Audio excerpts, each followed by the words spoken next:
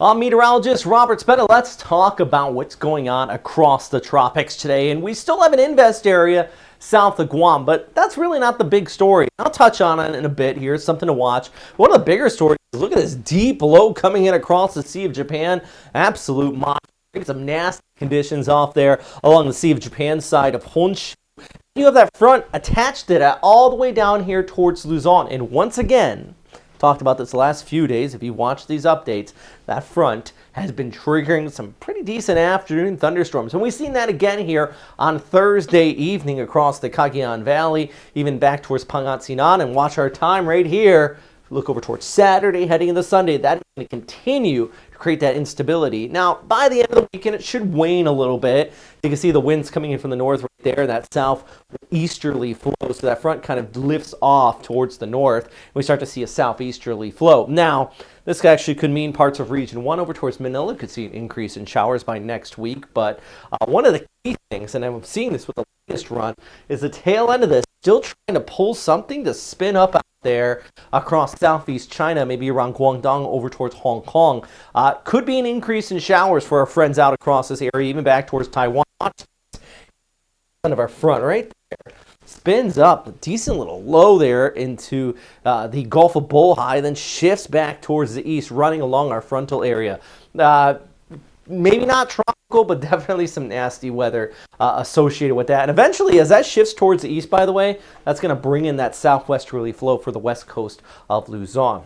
Talking about Luzon, I also do want to mention Visayas. This graphic tells the whole story incredibly good. You got all that rain back towards the north, but not much relief into Visayas, and even down towards Mindanao. It just stays absolutely dry. So if you're like, where's the rain? What in the world is this ginger talking about? That's what I'm talking about. You know, it's really just more so back towards the north. Hey, by the way, big shout out to Jason. Sent in this photo to our weather watchers here on my Facebook page. If you want to check out Robert Spetta Weather, I asked a couple people to send in some photos, and that was one. Marvin sent in another one. Nice drier conditions. I'm guessing, well, this one's out of Quezon, where you can kind of see it's damp a little bit, cloudy skies, and I'm guessing he didn't say where this was, but I'm saying somewhere in Visayas, just because that load of sunshine out there. Now, if we're going to talk about the tropics, I do want to quickly mention this, our tropical ingredients that we need. And I'll talk more about this in just a second. We need plenty of moisture. We need converging winds at the surface, and we need water temperatures above 80 degrees Fahrenheit. Fahrenheit, all right, guys.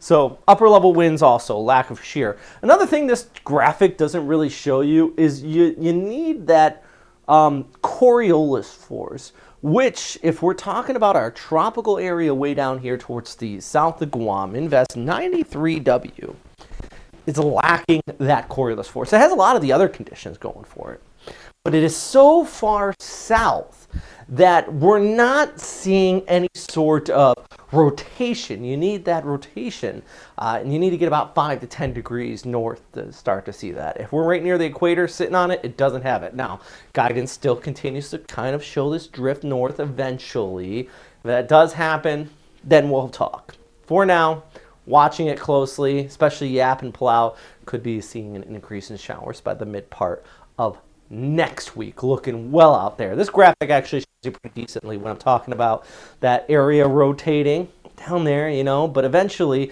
our Westpac high gives a little and it allows it to kind of drift further towards the north. You can see that right there.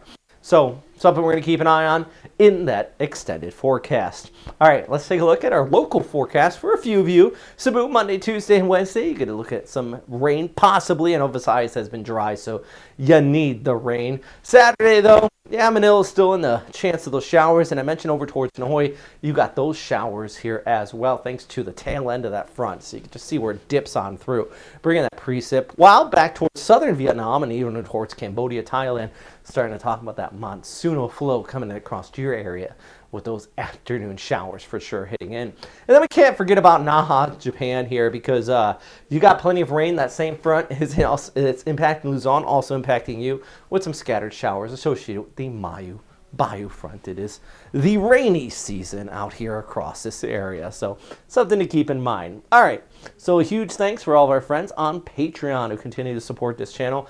Can't say it enough, and if you want to help out, there's no gatekeeping here. I'll never put this behind a paywall, but I will ask very nicely, if you find these updates useful, you can even just donate $2 a month. It goes a long way into making these better. And if you've watched these updates over the past few years, it started off just a screencast. Now, I got a suit on and in front of a decent looking green screen. Things are looking up, and it's all because every single one of our Patreon members who continue to support the channel. All right, graphics from Metro Weather's Weatherscape if you're curious.